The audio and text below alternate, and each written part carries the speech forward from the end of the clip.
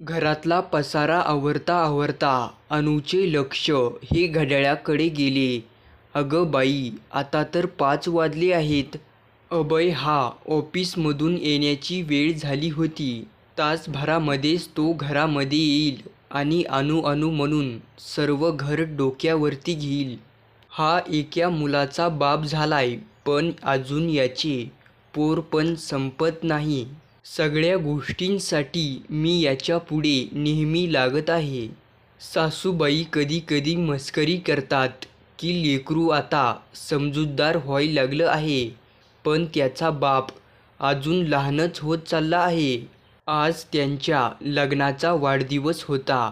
त्या दोघांना पण आज एकमेकांना वेळ द्यायचा होता. दाराची बेल जोरजोरात वाजली, त्यामुळे ती लवकरात लवकर दाराजवळ आली.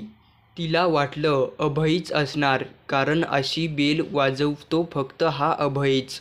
शहाणपणा कसा ते याला माहितीच नाही असं अनु म्हणून दार उघडायला गेली.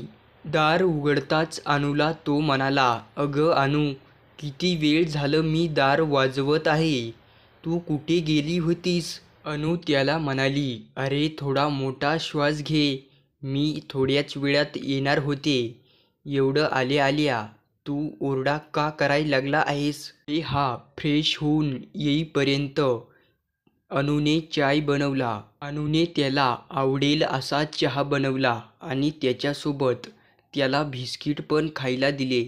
जेव्हा अभयच्या पोटामध्ये चहाचा पहिला घोट जातो, तेव्हा अभय हा सुखावला जातो आणि अनुला म्हणतो, जेव्हा पण मी ऑफिसमधून येईल तेव्हा असाच गरमागरम चाय माझ्यासाठी बनवत जा. अभयने अनुकड बघत अनुला प्रश्न विचारला, आजचा दिवस तुझा कसा गेला अनु? आज दिवसभर काय काय केलं आहेस? आणि आपले चिरंजीव आज दिसत नाहीत, कुठे गेले आहेत? आजीसोबत देवळामध्ये गेले आहेत का? अनु त्याला म्हणाली, अरे चाय तरी तू गप्प घेशील का? अभय हा अनुला म्हणाला, किती दिवसानंतर आपल्या दोघांना टाईम मिळाला आहे. चल आपण आता बाहेर जाऊ आणि आईस्क्रीम खाऊन येऊ. अभयचा उत्साह खूपच ओसंडून वाहत होता. त्याच्याकडे अनु उत्साहाने पाहत होती.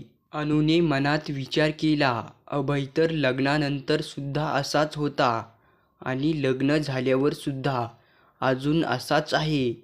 याच्यामध्ये कोणताही बदल झालेला नाही. अभय हा अनुला म्हणाला, अहो मॅडम, कोणत्या विचारामध्ये हरवला आहात? लवकरात लवकर आवरून घे, आपल्याला बाहेर जायचं आहे. अनु म्हणाली, नको रे नको, आज माझा मूड नाही. आपण आज आपल्या घरच्याच बागेमध्ये निवांत बसू. मार्केटमध्ये गेल्यानंतर खूप गर्दी असते. आज आपण इथेच आपल्या घरच्या बागेमध्ये निवांत बसूया. चालेल का अभय? अभयने सुद्धा मान हलवली आणि म्हणाला, पण माझी एक अट आहे. ती मान्य आहे का तुला अनु? अनु म्हणाली, अभय, तुझा आता कसला हा हट्ट? कोणचा हट्ट आहे तो सांग बरं. अभय म्हणाला, तुझ्या लग्नातले सर्व दागिने आज घालायचे आणि शालूसुद्धा. आणि मी तुला जेव्हा बागेमध्ये बोलवन तेव्हाच यायचं. बागेमध्ये डोकावून पण पाहायचं नाही.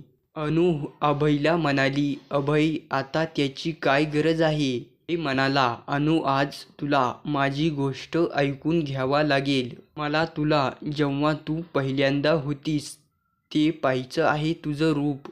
अभयच्या हट्टापोटी अनुने सुद्धा अभयला होकार दिला आणि आपल्या रूममध्ये तयार होण्यासाठी गेली. अनुने आज हिरवा शालू घातला होता आणि दागिने पण.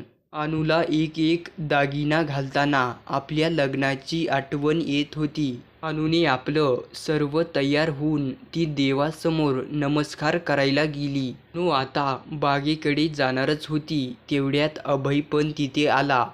अभयने अनुला पाहताच अभयचा श्वास हा बंद झाल्यासारखा झालता. अभय अनुकडे एक नजरेने पाहत होता. अभयच्या तशा बघण्याने अनु ही खूपच लाजली आणि मोहरली सुद्धा. अभयने अनुचे डोळे बंद केले आणि अभयने अनुला बागेमध्ये आणलं. अभयने आता अनुला झोपाळ्यावरती बसवलं आणि डोळे उघडले तर अनु खूपच खुश झालती. अनुचा आनंदसुद्धा गगनात मावेना असा झालता. अनु ज्या झोपाळ्यावरती बसली होती तो झोपाळा अगदी मोगऱ्याच्या फुलाने सजवला होता. आजचा दिवस अभयने अनुसाठी एवढा सुंदर केलता की अनुच्या आयुष्यभर लक्षात राहील. पुढील भागासाठी सबस्क्राईब करा.